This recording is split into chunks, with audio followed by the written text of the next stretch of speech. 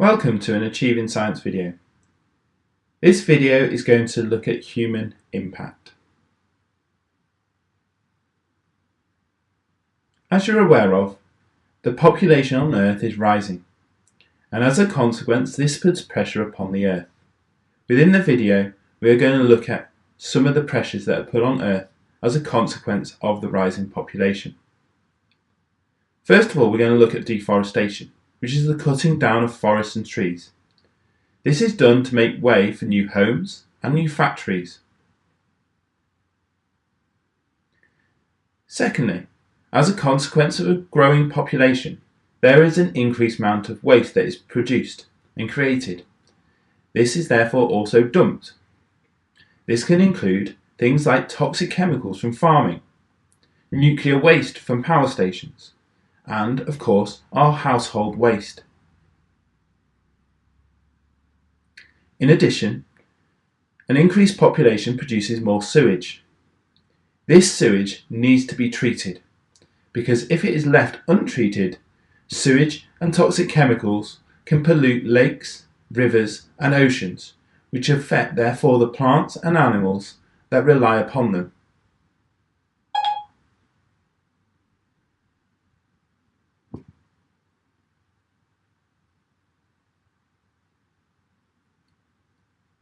Next, there is an increased amount of air pollution. This can include smoke and gases released from exhaust fumes. This can include things like sulfur dioxide, which causes acid rain. Let's have a closer look then at acid rain and the effects that it can have.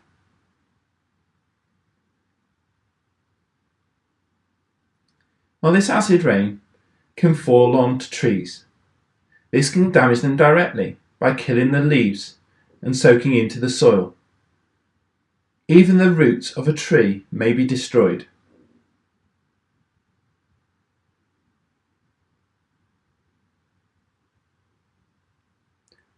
The acid rain can also enter our lakes, our rivers, our streams, and they can become acidic. If it becomes too acidic, plants and animals can no longer survive.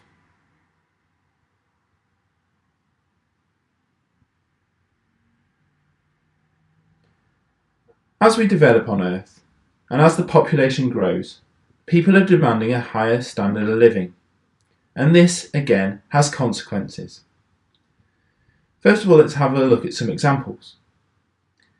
Our standards of living are improving, and we desire a higher standard. We desire more cars. We desire more computers and technology. Therefore, we require more oil and other resources in order to manufacture these. This therefore creates, again, more waste, as many of these items will also be thrown away as they are replaced with newer items.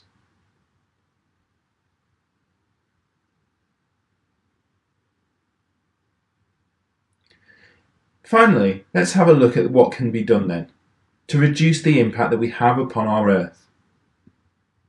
First of all, we can monitor the release of gases from our factories and from our cars. Cars can therefore be fitted and are fitted with catalytic converters, which remove harmful gases before the exhaust fumes go into the air. Within the UK, we have introduced low sulfur fuels and use gas and nuclear power stations instead.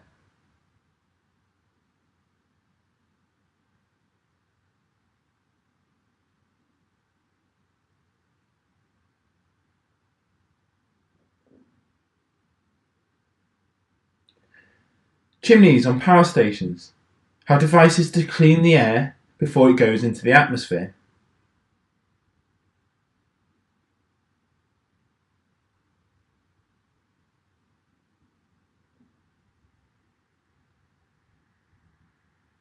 We have breeding programs for endangered species.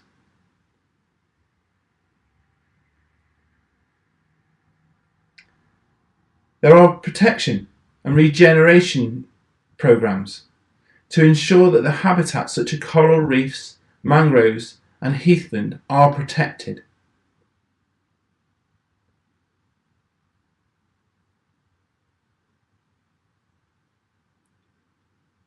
There is the reintroduction of field margins and hedgerows in agricultural areas where farmers grow only one type of crop.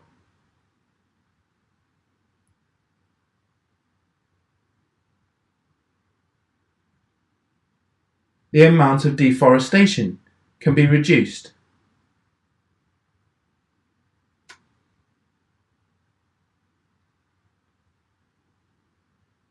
There is an increased amount of recycling that happens, particularly within our homes, which means that there is less waste going into landfill.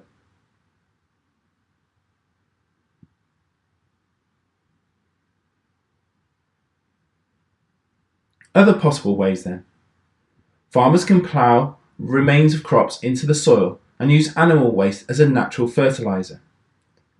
Use of sustainable forests to provide wood and paper that therefore replant trees. The management of fish stocks, so we reduce the number of fish being caught to allow breeding to take place. Conserving resources by recycling our waste to use less energy. We can make homes more energy efficient by using energy efficient lighting, insulation, so we use less fossil fuels for electricity and gas. Use more environmentally friendly transport like walking and cycling, and use public transport.